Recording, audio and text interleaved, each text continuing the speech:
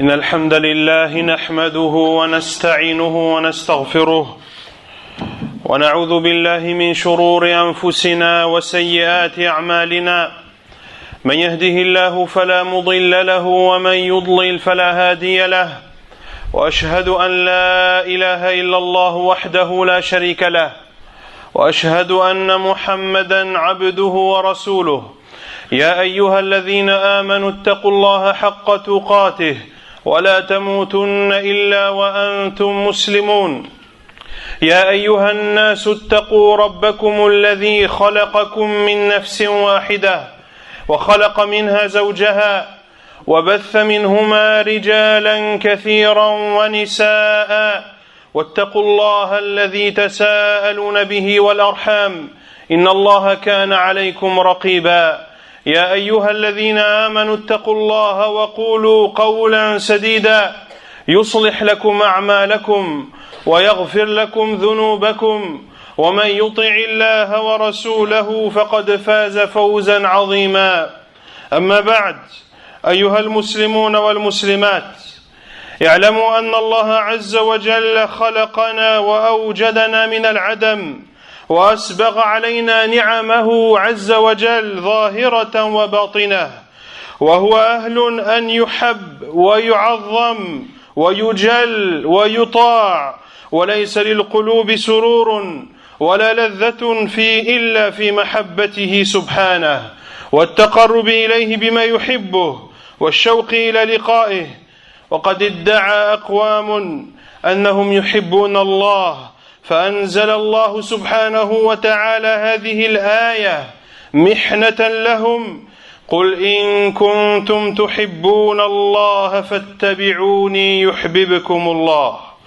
وقد سمى بعض العلماء هذه الآية آية الاختبار أو آية الامتحان فكل من ادعى محبة الله ولم يتبع الرسول صلى الله عليه وسلم فهو كاذب في دعواه ومن زعم أنه محب لله وهو واقع في الشرك فهو كاذب في دعواه ومن زعم أنه محب لله وهو متهاون في الصلاة فهو كاذب في دعواه فمحبة الله المطلوبة ليست محبة عاطفية قلبية فقط ولا كلمات تردد ولا أشعار تقال ولكنها عمل واتباع.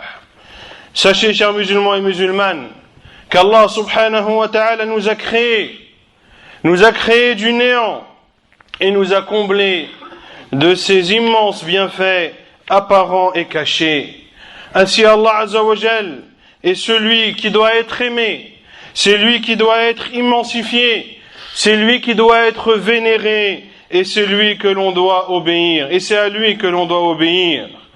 Et le cœur ne peuvent connaître la joie et la sérénité et la douceur qu'en l'amour d'Allah subhanahu wa ta'ala, que lorsque ces cœurs aiment Allah subhanahu wa ta'ala et se rapprochent d'Allah par les actes qu'il aime et qu'il agrée, en espérant la rencontre d'Allah subhanahu wa ta'ala. Et des peuples ont prétendu aimer Allah subhanahu wa ta'ala. Allah a ensuite révélé ce verset afin de les éprouver, afin de les tester dans cette prétention qu'ils disent. Il dit Azza wa Jal à son envoyé sallallahu alayhi wa sallam, selon le sens, dit: si vous aimez Allah, suivez-moi et Allah vous aimera. Et les savants ont appelé ce verset le verset de l'épreuve, le verset de l'examen. Ainsi, toute personne qui prétend aimer Allah, mais ne suit pas le prophète sallallahu alayhi wa sallam, ment dans sa prétention. Celui qui prétend aimer Allah, tout en tombant dans le grand polythéisme, ment dans cette prétention. Celui qui prétend aimer Allah alors qu'il est laxiste et se laisse aller vis-à-vis de la prière, il ment dans cette prétention. L'amour d'Allah qui est demandé, ce n'est pas des sentiments du cœur uniquement. Ce ne sont pas des paroles qui sont répétées ou des vers de poésie qui sont dites en guise d'éloge à Allah subhanahu wa ta'ala seulement, mais aimer Allah azza wa jal, ce sont des actes, et c'est également le suivi du prophète صلى الله عليه وسلم. ثم اعلموا أيها المسلمون أن المحبة تنقسم إلى نوعين: محبة خاصة لا تصلح إلا لله، وهي محبة العبودية المستلزمة للذل والخضوع، وكمال الطاعة وإيثاره على غيره. ومحبة عامة وهي محبة جائزة كمحبة الوالد لولده، وكمحبة الجائع للطعام ونحوها، وهذه ليست من العبودية في شيء إلا إذا اقترن بها ما يقتضي التعبد، فحينئذ تصير عبادة. فالإنسان على سبيل المثال يحب والديه محبة إجلال وتعظيم، وإذا اقترن بها أن يتعبد لله بهذا الحب من أجل أن يقوم ببر والديه صارت عبادة. وهكذا إذا قصد الجائع بالأكل والشرب الاستعانة والتقوي بها على العبادات صارت أيضا عبادة. ثم اعلموا أيها المسلمون أن الله تعالى قال: ومن الناس من يتخذ من دون الله أندادا يحبونهم كحب الله. محبة الله عز وجل عبادة قلبية من أجل العبادات التي يجب إخلاصها لله.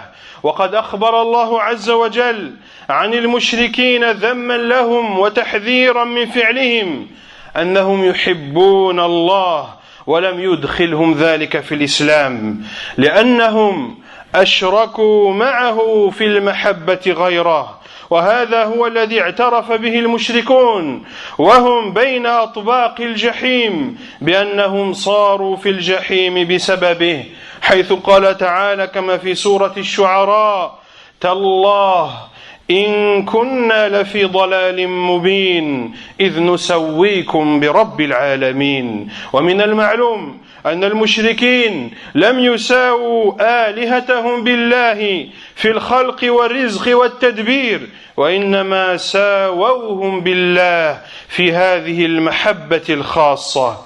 إذن كل من اتخذ ندا لله يحبه كحب الله فقد وقع والعياذ بالله في الشرك الأكبر المخرج من الملة. Et sachez, chers musulmans et musulmanes, que l'amour est de deux sortes. Il y a l'amour qui est propre et qui ne peut être et qui ne peut exister que vers Allah subhanahu wa ta'ala.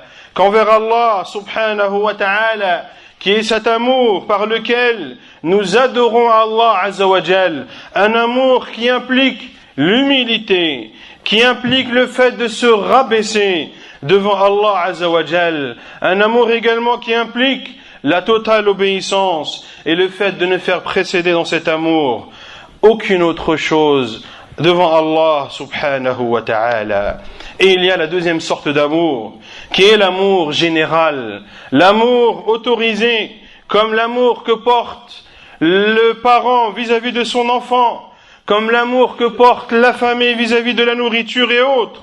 Ceci n'est pas considéré comme une adoration, sauf si cet amour est accompagné d'une chose qui transformerait cet amour en un acte par lequel la personne se rapproche d'Allah subhanahu wa ta'ala. À titre d'exemple, une personne qui aime ses parents, et les aime, les respecte, et leur donne le droit qui est le leur, si il aime ses parents en obéissance à Allah subhanahu wa ta'ala, afin de se comporter vis-à-vis d'eux comme Allah subhanahu wa ta'ala nous le demande, alors dans ce cas cet amour est une adoration. De même, pour celui qui aime la nourriture, la famille qui aime la nourriture et la boisson, lorsqu'il se nourrit dans le but de se renforcer, dans le but de reprendre des forces pour adorer Allah Azza wa Jal, alors dans ce cas, cela devient également une adoration. Puis sachez qu'Allah subhanahu wa ta'ala a dit, et il y a parmi les gens ceux qui prennent des divinités en dehors d'Allah, qui les aiment comme elles aiment Allah. L'amour d'Allah Azza wa Jal est une adoration du cœur qui fait partie des plus méritoires et des plus importantes. Et cette adoration doit être vouée exclusivement à Allah. Et Allah Azza wa Jal nous informe dans ce verset au sujet des polythéistes. Il nous informe en guise de réprimande vis-à-vis d'eux et de ce qu'ils font, qu'ils aiment Allah Azza wa Jal. Mais cet amour qu'ils ont envers Allah Azza wa Jal ne les a pas fait entrer en islam. Pourquoi ? Car ils ont associé dans cet amour. Ils ont associé dans cet amour autre qu'Allah subhanahu wa ta'ala. Et c'est ce que vont reconnaître les polythéistes lorsqu'ils seront dans les abîmes de l'enfer, comme nous en informe Allah subhanahu wa ta'ala en sourate les poètes, les versets 97 et 98, dans lesquels les polythéistes diront lorsqu'ils seront en enfer: par Allah, nous étions certes dans un égarement évident. Quand nous faisions de vous, ils s'adressent à ce moment aux idoles et aux divinités qu'ils ont pris en dehors d'Allah, quand nous faisions de vous les égaux du Seigneur des mondes.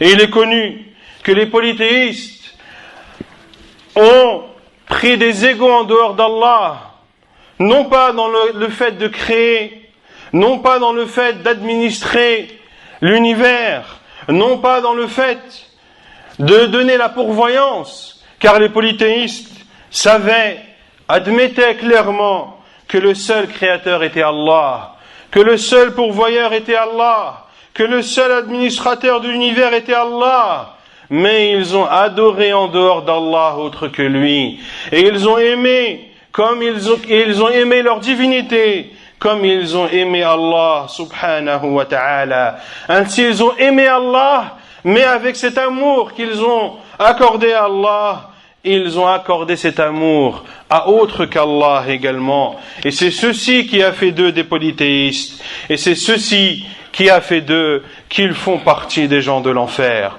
Ainsi, toute personne qui prend une autre divinité en dehors d'Allah et aime cette divinité comme il aime Allah, aura alors commis le grand polythéisme qui l'exclut de l'enceinte de l'islam. Aqulu qawli hadha wa astaghfirullah.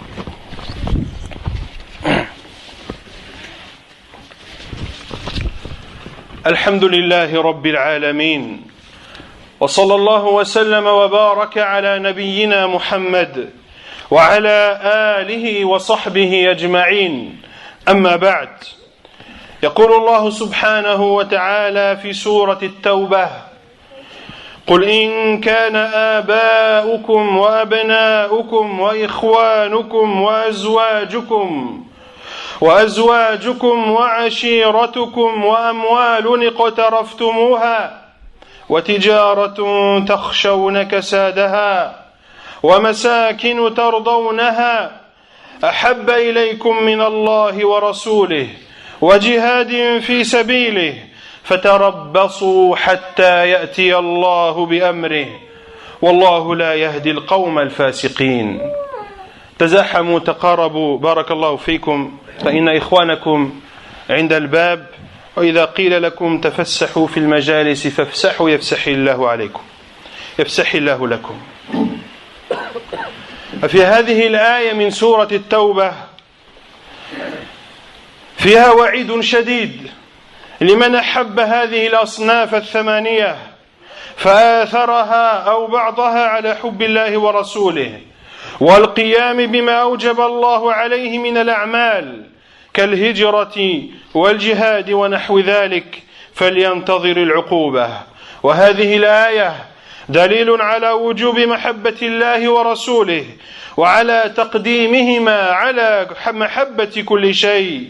وقد نزلت هذه الآية في المسلمين الذين بمكة لما أمروا بالهجرة فقالوا إن نحن هاجرنا ضاعت أموالنا وذهبت تجارتنا وخربت ديارنا وقطعنا أرحامنا وكان منهم من يتعلق به أهله وولده ويقولون ننشدك بالله أن لا تضيعنا فيرق لهم ويدع الهجرة فبدأ الله عز وجل بالآباء والأبناء والإخوان وكذا الأصدقاء ونحوهم وزهدهم فيه ثم قطع علاقتهم عن زخارف الدنيا.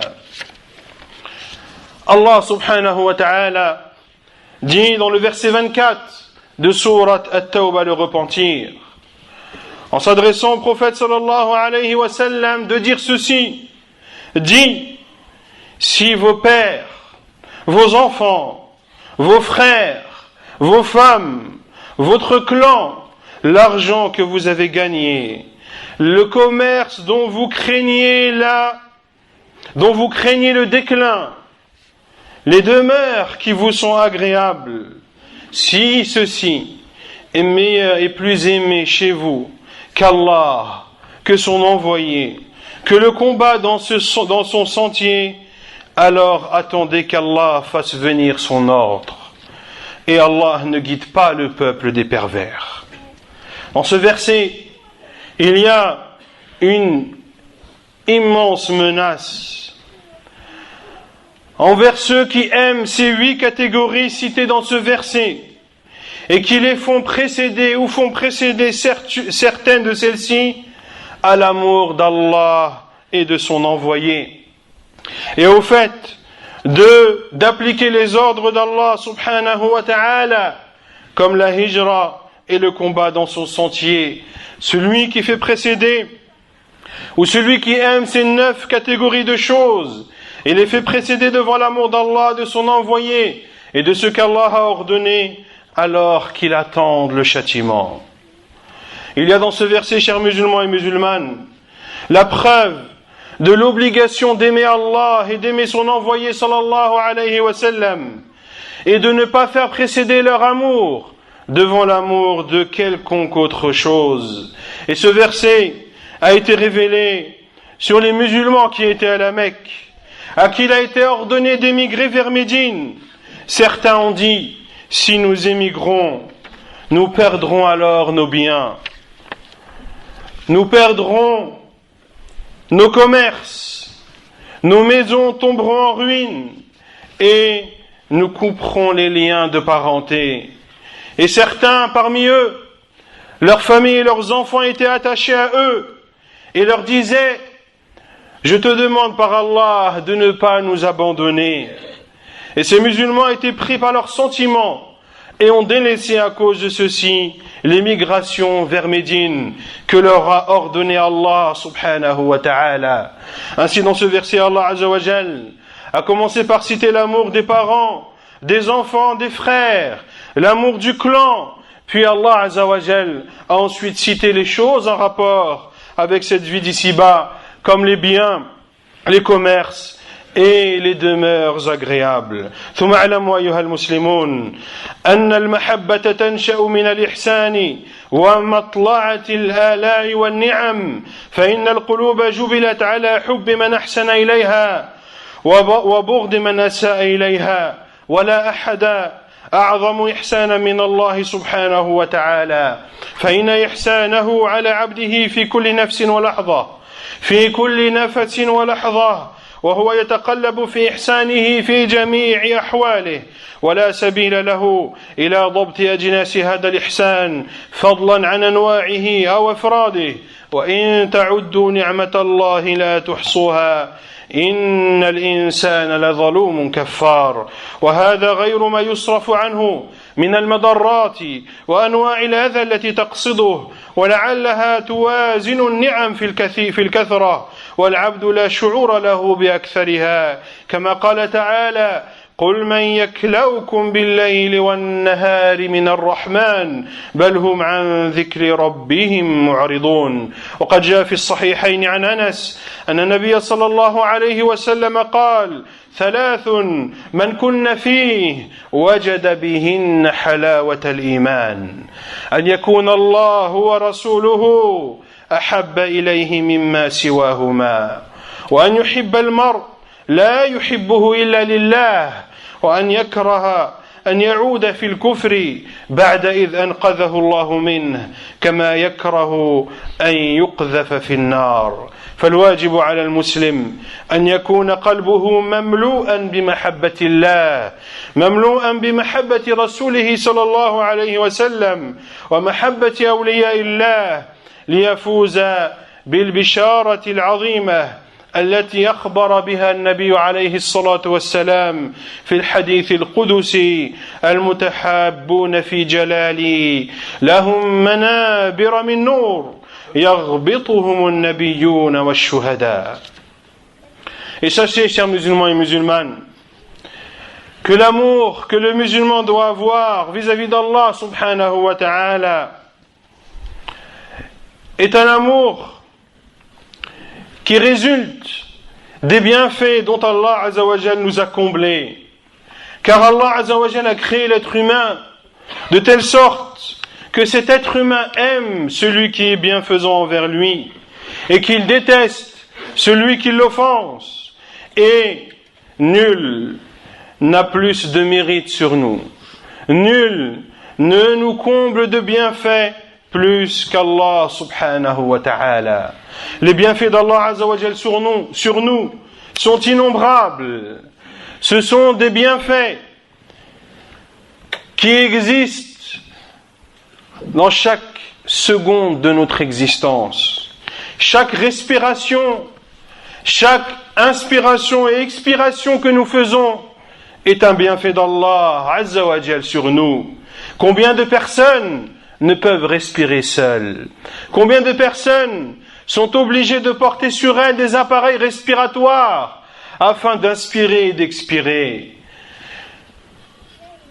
Ainsi, l'être humain, durant chaque instant de son existence, jouit des bienfaits d'Allah Azza wa Jal sur lui. Et il est quasiment impossible à l'être humain d'énumérer les bienfaits d'Allah dont il le comble. Il dit Azza wa Jal: si vous énombriez les bienfaits d'Allah sur vous, vous n'y parviendrez pas.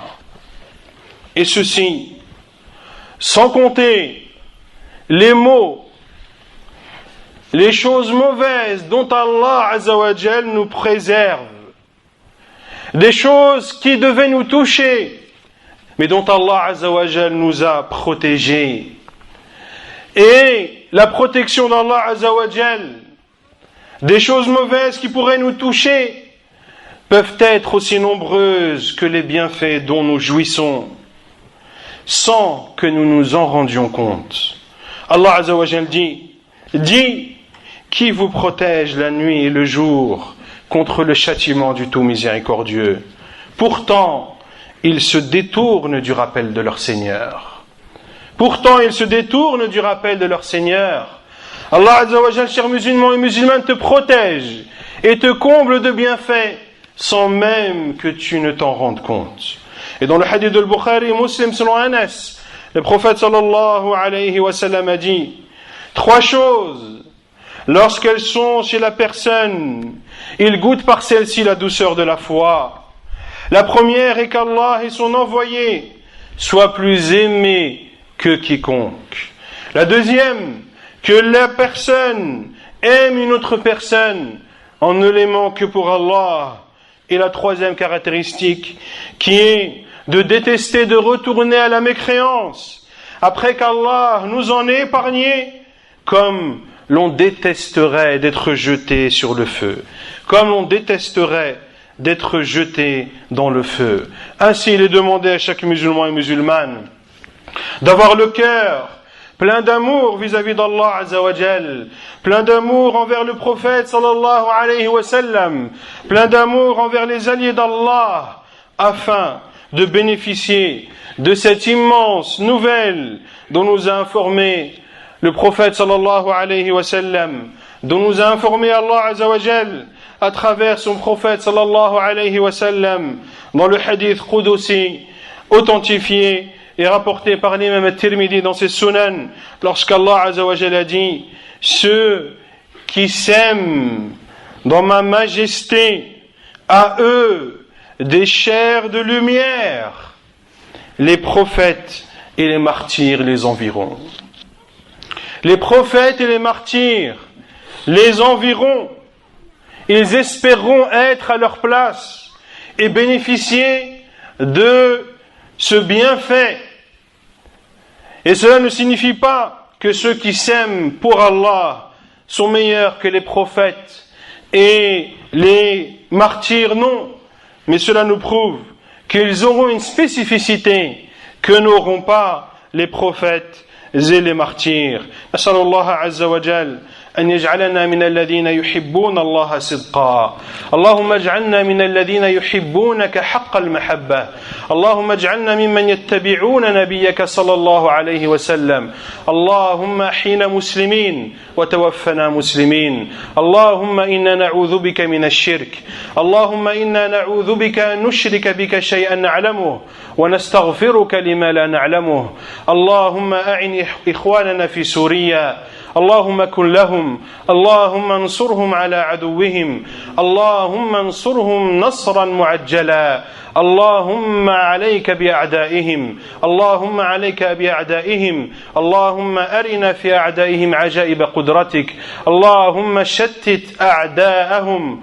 اللهم شتت شملهم وفرق جمعهم يا قوي يا عزيز. وصلى الله وسلم وبارك على نبينا محمد وعلى آله وصحبه أجمعين. وآخر دعوانا أن الحمد لله رب العالمين.